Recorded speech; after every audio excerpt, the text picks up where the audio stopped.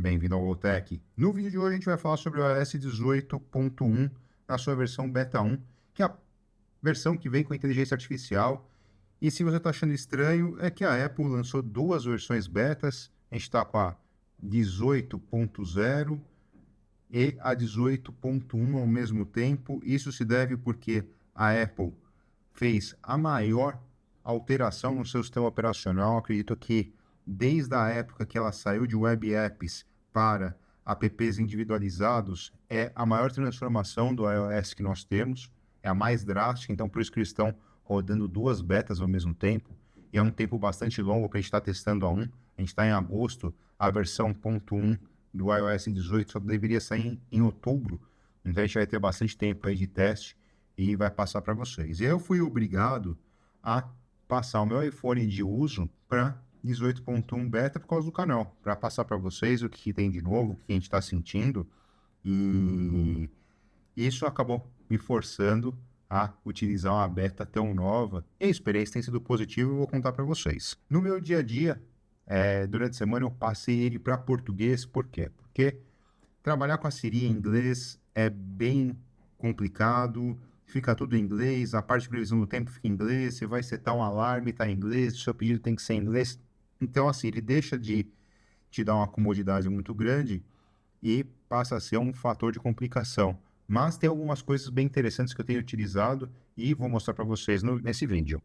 Mas antes de tudo, eu gostaria de pedir para você se inscrever no canal, é muito importante para nós. Se você já puder deixar o seu like também, ajuda bastante. Se você puder ser membro, melhor ainda, que eu vou sentir meu trabalho sendo valorizado por vocês. Custa R$3 por mês, que não é nada, não dá 10 centavos por dia esse valor. Então, se vocês puderem fazer isso, ajuda bastante o canal. Qualquer uma das 3 pedidos está ótimo. Então, vamos às funções, sem enrolar vocês. O que mais eu tenho utilizado e o que eu tenho gostado de utilizar o iOS 18.1 no meu principal celular, o iPhone 15 Pro Max. A primeira vantagem que você tem, tanto no iOS 18 como no 18.1, é utilizar o aplicativo Senhas. Vocês devem saber, no iPhone de vocês tem lá a parte escondida de senhas, fica dentro de configurações, então, e não está tão claro, e agora ele ganhou um aplicativo só para ele. Eu utilizava o NordPass como meu gerenciador de senhas, só que eu acredito que eu vou cancelar essa assinatura e ficar só com o app da Apple, porque é muito bom. E vocês podem ver aqui que ele fica bem organizado. Eu tenho todas as senhas, chave senhas, eu tenho os códigos, senhas de Wi-Fi e senhas que requerem alguma segurança para a gente administrar isso, que pode ser senha vazada em algum site, alguma coisa assim, com o tempo eu vou acertar. E também me dá as senhas que foram apagadas. Então, ele me organiza melhor as senhas. Eu tenho a possibilidade de compartilhar com membros da minha família. Então, por exemplo, eu quero compartilhar a senha de Netflix que eu assino. Aí eu pego, coloco aqui a senha com os membros da minha família que eu quero compartilhar, eles vão ter acesso a essas senhas compartilhadas. Às vezes, você até pode deixar o seu Apple ID também com os membros da família, porque caso tenha algum assalto, para mudar a senha rapidamente, acessar o seu dispositivo e não permitir que o ladrão acesse seus dados indevidamente. Então, esse aplicativo de senha vem em boa hora, é muito bom e é um dos pontos positivos aqui que eu tenho utilizado no iOS 18.1 como meu celular principal, que eu utilizo todo dia. Outro recurso que eu acho super interessante é o gravador de ligação. Ele só veio no iOS 18.1. A ideia da Apple é que você utilize ele junto com o Apple Intelligence, porque enquanto ele grava a ligação, ele vai transcrevendo o conteúdo da sua ligação. E aí vocês vão ver como é que está funcionando isso no iOS em português. Vou ligar aqui, estou ligando para a Vivo. Esse número aqui é o número de suporte da Vivo. Não vou colocar em viva voz para não ficar um barulho estranho. Atendeu a ligação, agora eu tenho aqui, ó, esse símbolo aqui de gravação. Clico nele e ele vai dizer que a ligação está sendo gravada. Eu não coloquei no viva voz, que senão acaba sobressaindo. Aqui, ó, ele já está dizendo que está jogando a minha ligação para as notas. E aí, conforme você vai conversando, ele vai mostrando aqui os dados da gravação. Você tem a opção, por exemplo, de desligar a gravação no meio da ligação ou desligar a ligação e aí só aí acaba sendo desligado o gravador de voz. Isso daqui é um recurso muito útil para quem utiliza a ligação de trabalho. Tem um adendo aqui que na hora que você aperta o botão de gravação, ele vai ter a mensagem que a ligação está sendo gravada para você e para o seu ouvinte. Então, se você for fazer essas gravações, avise o seu cliente ou contato com quem você está conversando que a ligação está sendo gravada, igual a central de telemarketing faz com você. E eu vou desligar aqui para vocês verem. Então, ó, só desliguei a gravação. Ele avisa e aqui está dizendo que salvou em notas. Eu vou desligar aqui que não tem um problema ou porquê ficar segurando a ligação da Vivo. E aí ele já me coloca em português aqui, gravação de ligação, a data que foi realizada, ele não tem a transcrição, mas ele tem aqui, ó, eu não coloquei no Viva Voz, senão acaba... Ele tem aqui a conversa que nós realizamos para as notas. Tem um jeito esperto, se você não está utilizando ele na versão em inglês, de fazer essa transcrição, que aí a gente vai gravar um outro vídeo, como utilizar os recursos do Apple Intelligence para nós, na língua portuguesa, com a ajuda de alguns softwares. Então, tem como a gente fazer essa transcrição disso, mas isso vai ser tema de outro vídeo. Mas eu tenho utilizado bastante isso daqui, é bem interessante.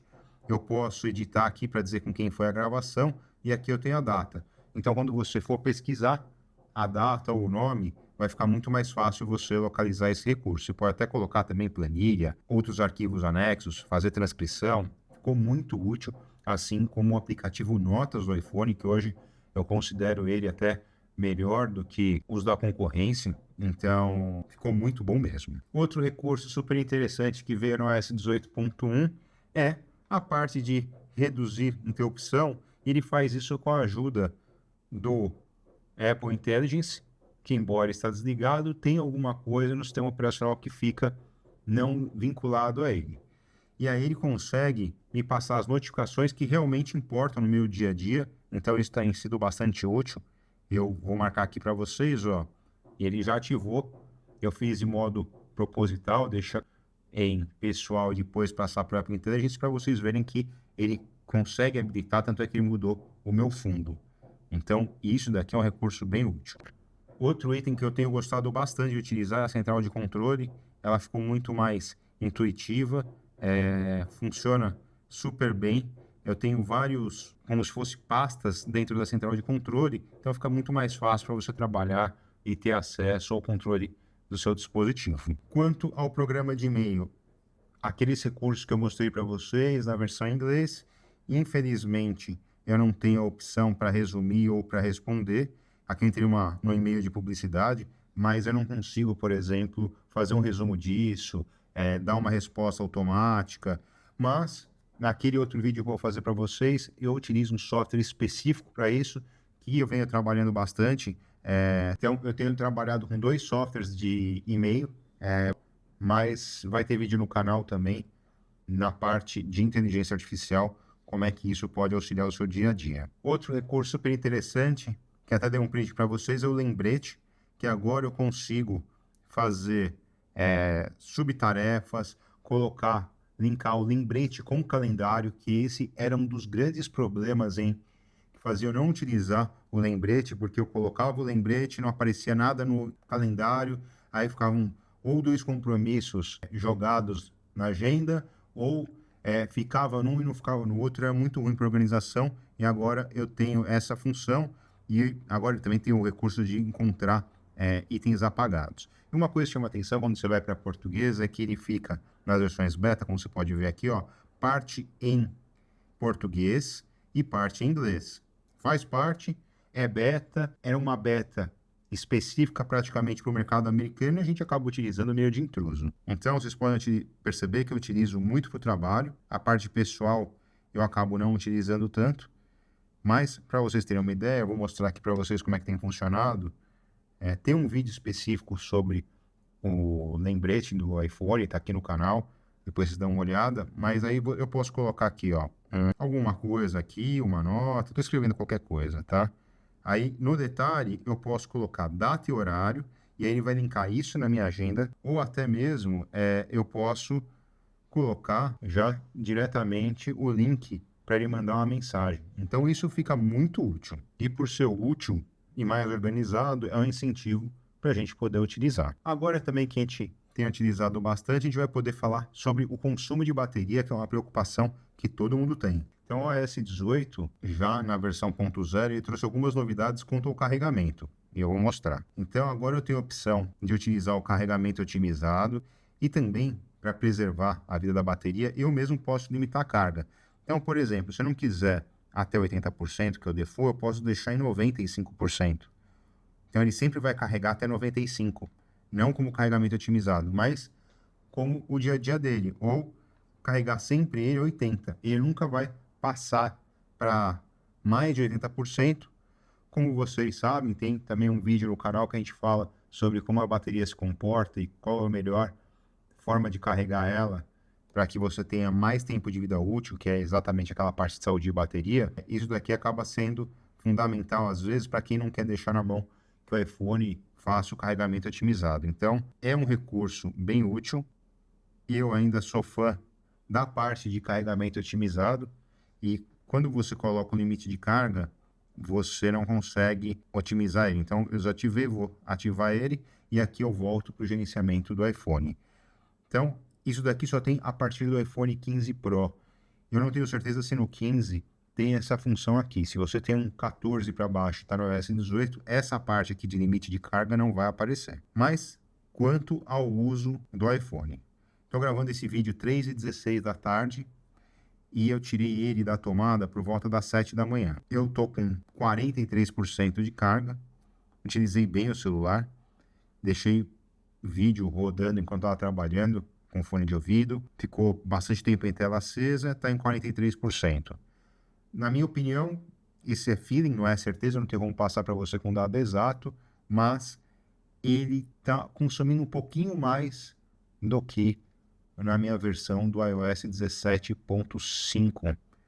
E tem uma justificativa para isso, tá? Ele está aqui o tempo todo, às vezes, monitorando alguns serviços, fazendo log para enviar para a Apple caso dê algum problema. E isso vai consumir mais bateria, é algo que é normal quando a gente utiliza beta. Então, não é algo que me preocupe tanto assim. Então, vamos também a outro ponto que todo mundo se preocupa, que é a parte de saúde de bateria. Ele está com saúde normal, mas esse iPhone foi comprado em novembro e eu perdi 3% da saúde da bateria. Está em 97% com 268 ciclos. Eu acho que até é o índice normal, mas o que chama a atenção é o seguinte. Faz mais ou menos um mês que ele saiu de 100% e aí ele cai 3 pontos rápido. Não sei se é a forma de medição da bateria ou se realmente ela, depois que ela perde o 100%, ela começa a degradar mais rápida. Mas 97% perder 3% em 9 meses, eu considero ótimo. Acho que a saúde da bateria aqui está muito bem preservada comparado com a experiência que a gente tem. Geralmente, a gente acaba perdendo saúde de bateria 1% a cada mês. Então, está bem razoável.